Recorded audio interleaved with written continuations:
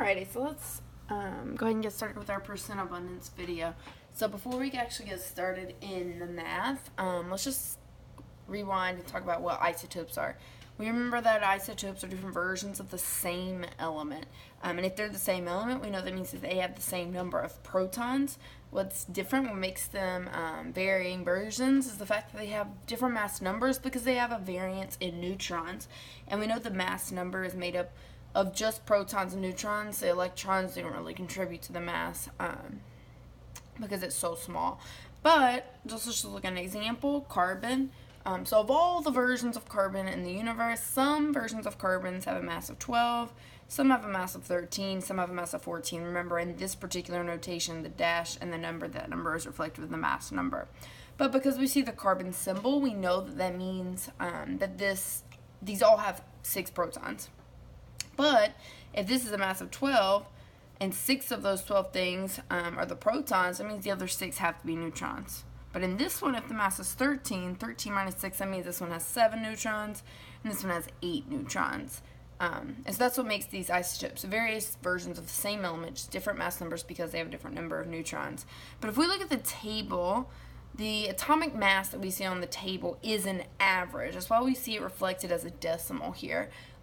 But if we look at carbon very specifically, 12.01, that's not a straight average of 12, 13, and 14 and divided by the number of isotopes there are.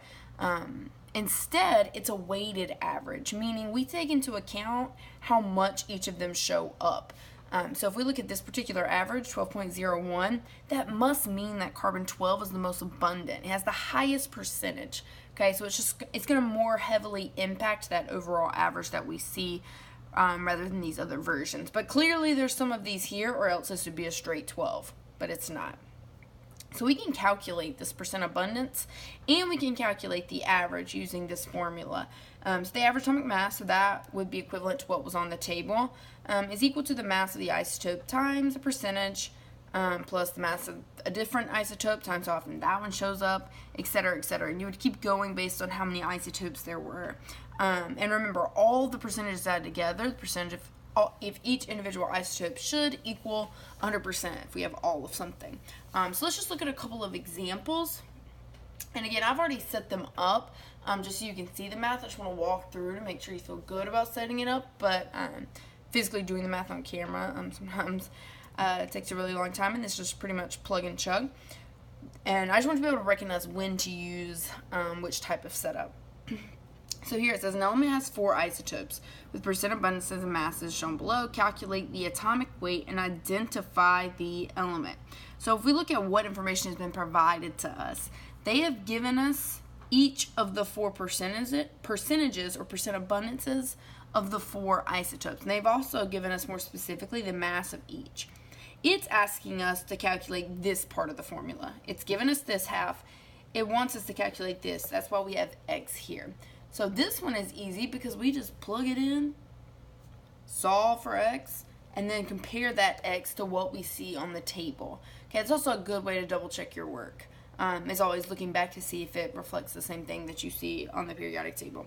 So when we plug it in, notice here, I change the percentages to decimals by moving the decimal twice to the left. You can also multiply by 100. It'll do the exact same thing. So 4.35% becomes this, but we multiply it by that mass right there. I just reduce for the sake of time. I round to the nearest tenth.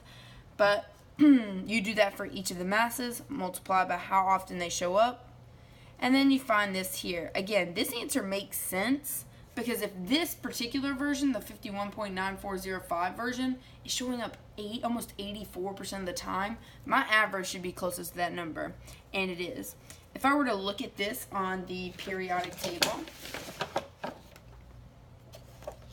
we could see the one that most closely matches that would be chromium right here that has 52. So we would identify that element as chromium. Now let's look at a different kind. This right here is the harder one. This is the one that involves a little bit more algebra, but that's not a big thing. So in this particular problem, actually I'm going to scoot it up just like this. Hopefully this is in frame. I'm using a little bit different setup than I normally do.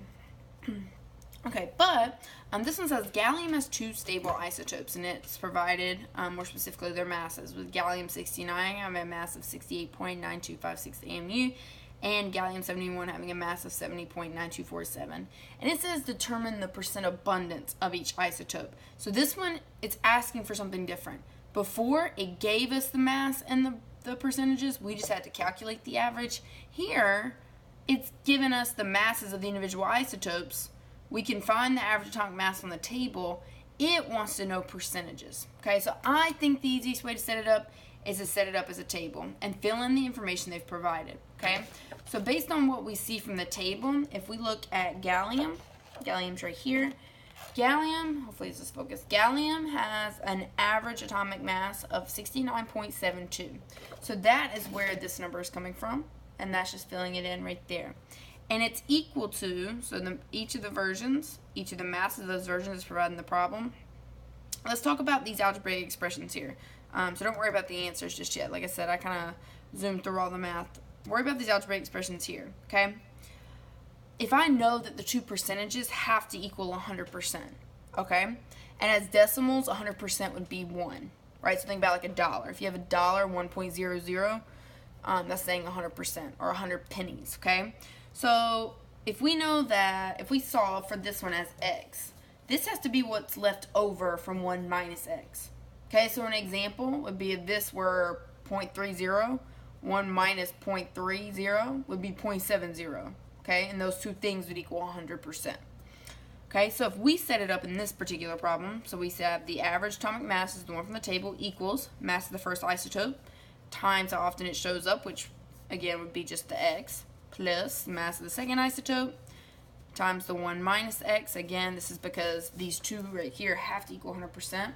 When we do the algebra, when we distribute, so here I've tried to annotate in a way that shows you how I'm moving things. Remember, if you have an equal sign, follow the rules of algebra. If you move it over to gather like terms, that's what the annotations are. So two things have a variable, like terms because these two don't have a variable. When you move something across the equal sign, remember to flip sign. So you could have moved either way. I thought it was just easier to move this one.